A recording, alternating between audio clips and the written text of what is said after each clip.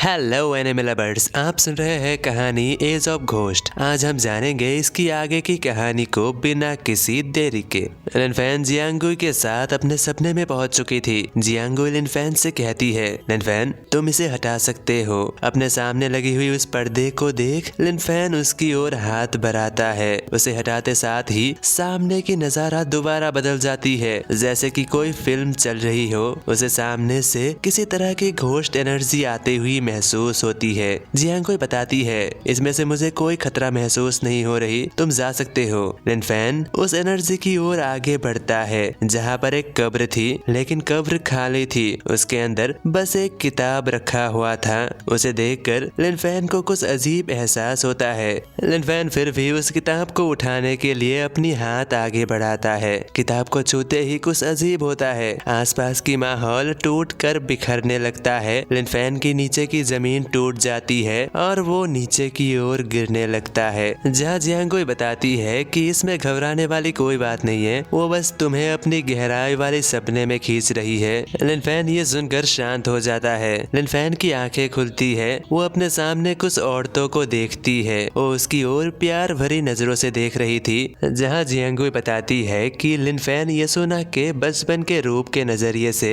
इस दुनिया को देख पा रही है। ये सुनकर लिनफेन परेशान हो जाता है। वहीं पर लिनफेन के सामने एक औरत और एक शख्स मौजूद थी, जहाँ पर शायद से वो औरत उसकी माँ थी और वो शख्स उसकी पिता थी। जहाँ उसकी माँ बताती है, हमारी बेटी कितनी सुंदर है। उसी वक्त पर उसका पिता येसुना का नाम येसुना रखता है। जहाँ समय तेजी से चलने लगता है, जैसे कि मूवी का सीन चल रहा हो। जहाँ येसुना थोड़ी बड़ी हो चुकी थी, वो अपने माँ के साथ तालाब के किनारे थी, जहाँ पर तालाब पर मछलियाँ थी।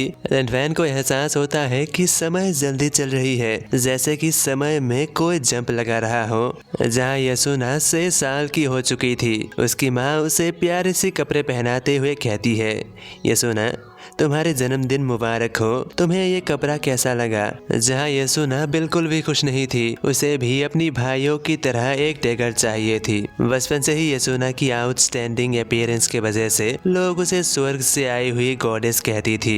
इतनी कम उम्र के होने के बावजूद भी नोबल फैमिली के लड़के उसके लिए लड़ते थे। वही येसुना उन दोनों को अपने लिए लड़ते हुए देख वो कहता है कि उसे इन सब में कोई इंटरेस्ट नहीं है, वो दोनों आपस में खेल सकता है। येसुना जो कि बचपन से ही अपने पिताजी की तरह बनना चाहती थी, वो 4 दीवारी के अंदर रहने की बजाय अपने पिताजी जैसा ताकतवर और पैलेस के बाहर एडवेंचर पर जाना चाहती थी। वही हम येसुना को देखते हैं, जो अपने दोस्त को लेकर एक घोड़े की सवारी कर रही थी। उसकी दोस्त डरी हुई थी, लेकिन येसुना बहुत खुश थी। वहीं पर पीछे से एक मेड कहती है, मिस येसुना संभल कर, वो जंगली घोड़ा है। इसके बाद समय बदलता है। येसुना बड़ी हो चुकी थी। वो आईने के सामने बिना कपड़ों के खड़ी थी। वो खुद की ही शरीर को देखकर कहती है, आखिर क्यों एक मर्द और औरत के शरीर के बीच में अंतर होती है। जहाँ लिनफेन उसे देखकर शर्मा रहा था। जिसके बाद हम येसुना को देखते हैं, जो छुपकर अपने पिताजी को देख रही थी। उसकी प्लान थी कि वो छुपकर अपने पिताजी के काफिले के साथ पैलेस से बाहर जाएगी। वही महाराज और मिस येसुना के पिताजी आपस में कुछ बातें कर रही थी।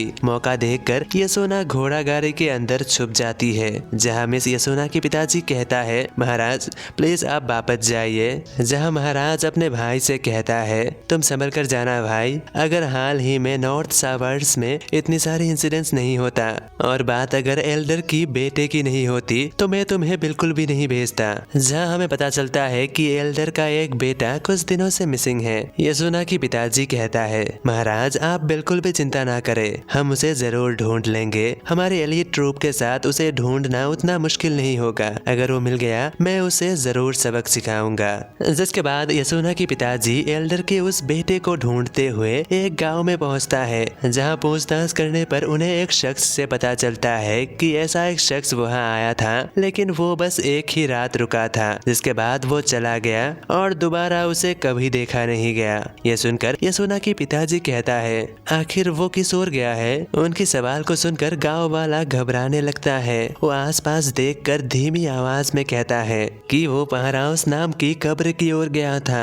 वो बताता है कि वो कब्र कर्स्ड है, उसके आसपास जो कोई भी जाता है सुना है कि वो मर जाता है।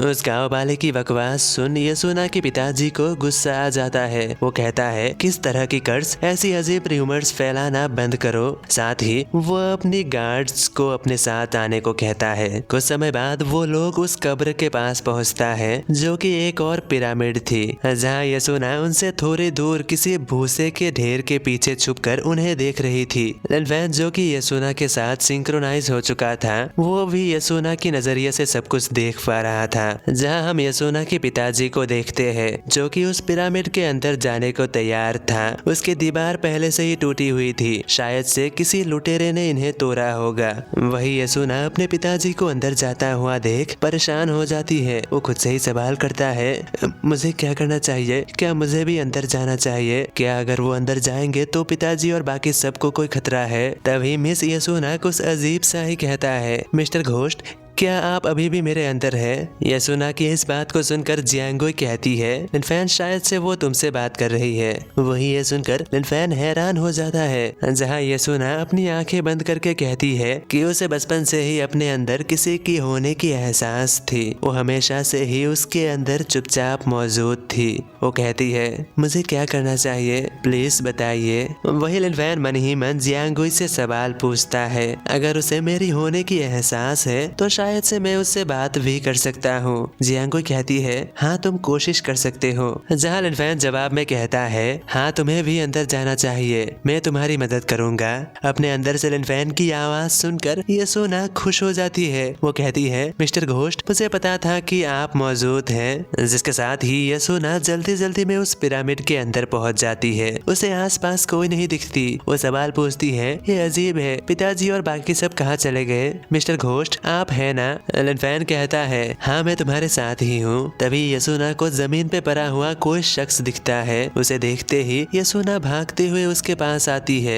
उसे देखते हुए लिनफेन कहता है क्या ये वही शख्स है जिसे मेरे पिताजी ढूंढ रहे थे?